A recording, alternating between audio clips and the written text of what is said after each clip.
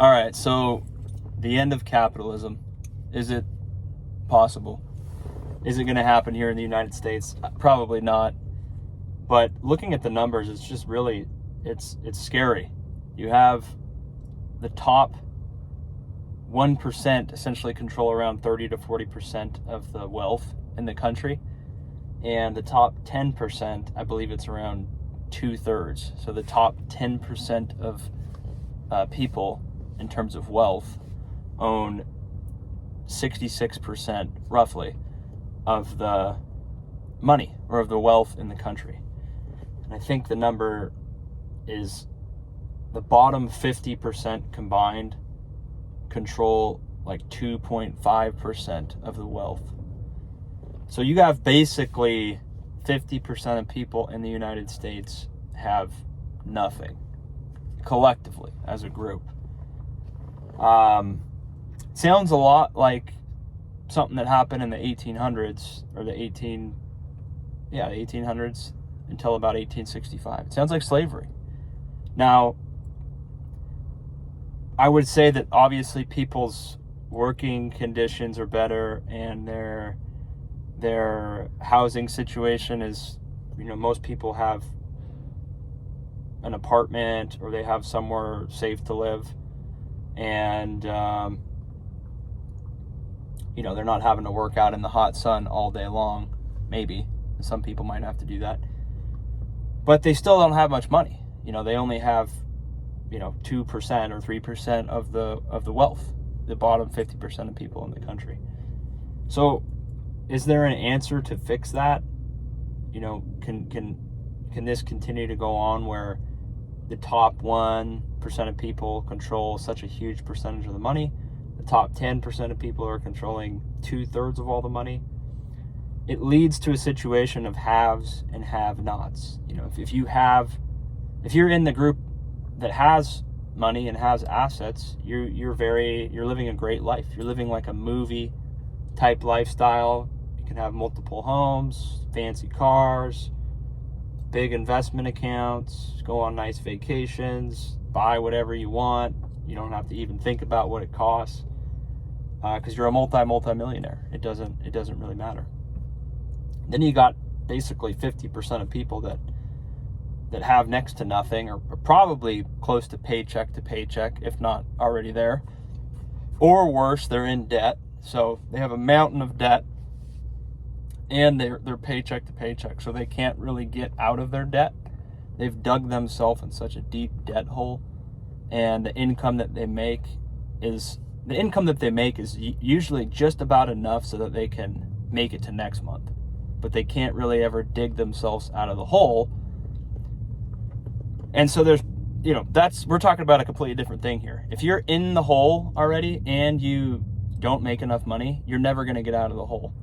If you're not in the hole, so you're on solid ground, you don't have a bunch of debt, but you just don't make enough money, well, the reality is that your expenses every month are going to be probably close to what your income is. So you're never really going to be able to store money away for a rainy day or for your retirement or whatever. So I think that's about half the country. Half the country is either in debt or they have a job that just basically pays all their expenses. That probably describes about 50% of people. Those are both not good situations to be in, because if you lose your job or something changes in your life, you're not going to have any sort of buffer or safety net to fall back on. I don't know if the corporations are ever going to pay people more. I doubt it. They're going to get away with trying to pay people as least as they can and still have people show up and do the work.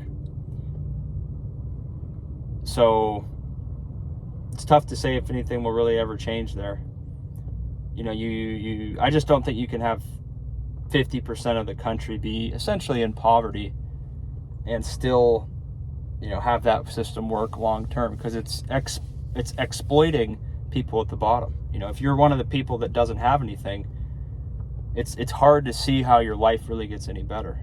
Especially with inflation and costs just continuing to rise on a daily, weekly, yearly basis. You just continually get poorer and poorer, as I've said in other videos, because the amount of money that you earn cannot keep up with the price increases of everything, of vehicles, of housing, of food, of any consumer item that you want to buy.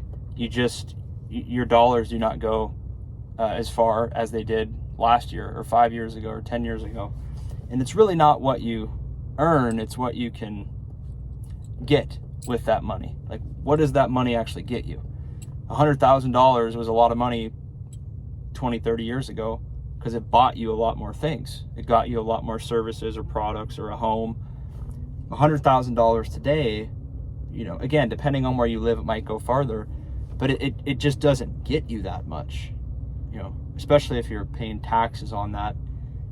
Your dollar just is not going to go very far in the open marketplace. You're not going to be able to do much with that income in a world where inflation and prices of everything keeps going up at very high levels compared to historical averages.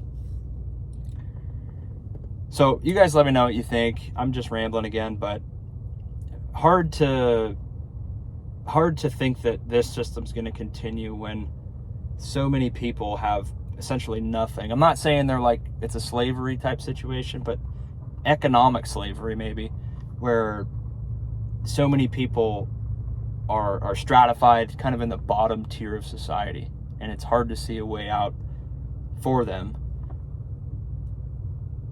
because 1% of people, or the top 10% of people, control such a big piece of the pie financially in this country. So let me know what you think, and subscribe if you want. We'll see you on the next one.